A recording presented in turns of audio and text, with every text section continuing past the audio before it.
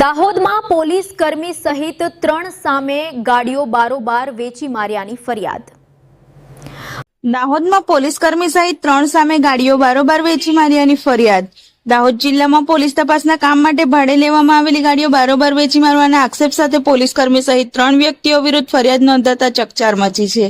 મળતી માહિતી મુજબ ધાનપુર પોલીસ મથકમાં ફરજ બજાવતા પોલીસ કર્મી જીતેન્દ્ર સોલંકી દ્વારા અમદાવાદની ગો વિથ જૂપ નામની ટ્રાવેલ્સ કંપની પાસેથી ગાડીઓ ભાડે લેવામાં આવી હતી। દાહોદ જિલ્લાના અલગ અલગ પોલીસ સ્ટેશનોમાં પોલીસ તપાસના કામ માટે ગાડીઓની જરૂર હોવાનું જણાવી ગાડીઓ લેવામાં આવી હોવાનો આક્ષેપ છે।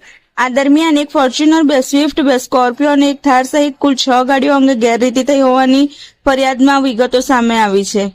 આ ગાડીઓમાંથી કેટલીક ગાડીઓ બારોબાર વેચી મારવામાં આવી હોવાનો આક્ષેપ કરવામાં આવ્યો છે। આ ઉપરાંત ગાડીઓમાં લગાવવામાં આવેલા જીપીએસ ટ્રેકર બાઇકમાં લગાવી દેવામાં આવ્યા હતા, જેના કારણે ટ્રાવેલ્સ સંચાલકને ગેરમાર્ગે દોરવાનો પ્રયાસ કરવામાં આવ્યો હોવાનો પણ ફરિયાદમાં આક્ષેપ છે। સમગ્ર મામલે પોલીસ કર્મી જીતેન્દ્ર સોલંકી સહિત 3 વ્યક્તિઓ વિરુદ્ધ દાહોદ એ ડિવિઝન પોલીસ મથકમાં ફરિયાદ નોંધાઈ છે। ફરિયાદના આધારે પોલીસે વધુ તપાસ હાથ ધરી છે અને ગાડીઓના વ્યવહાર તથા સમગ્ર ઘટનામાં સંડોવાયેલા અન્ય લોકો અંગે તપાસ શરૂ કરી છે। हमारी कंपनी ने गोभी जूप કરીને એપ્લિકેશન છે, એમાંથી ગાડીઓ અમે બુકિંગ કરીને ગાડીઓ આપીએ છીએ। ઓલ ઇન્ડિયા અમારા પરમિટ ગાડીઓ આપીએ છીએ।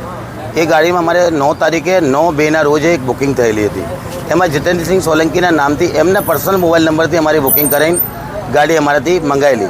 અમારી કંપનીના માણસો અહીંયા ગાડી આપવા આવેલા 10 તારીખે। ગાડી અમે એમને પ્રોવાઈડ કરી।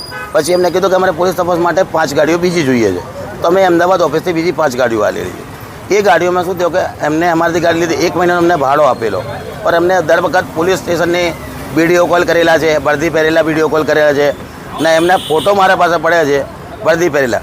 જ્યારે ગાડી લેવા આવ્યા ત્યારે એ વર્દી પહેરેલા જ હતા। એમનો અમારા વર્દી સાથેનો ફોટો છે અમારા પાસે ના। બીજી વસ્તુ એમનો એગ્રીમેન્ટ છે, પોલીસની આઈડી છે અમારી પાસે। અમે એમને ગાડી આપી દીધેલી। પછી અમે લોકો ગાડી અમારી જીપીએસ આ લોકોએ બાઇક લોકોમાં ફિટ કરી દીધા, તો અમને એ લાગતું તો અમારી ગાડી તો રનિંગ છે, અમારી ગાડી કોઈ બીજી જગ્યાએ ગઈ નહીં। पर एक्चुअलમાં ખબર એ પડી 4થા મહિનામાં કે આ લોકો અમારી ગાડીઓ બેચી મારી છે। અમારી ગાડીઓ અત્યારનો કોઈ હતોપતો છે નહીં। 5 ગાડીઓ મારી મિસિંગ છે।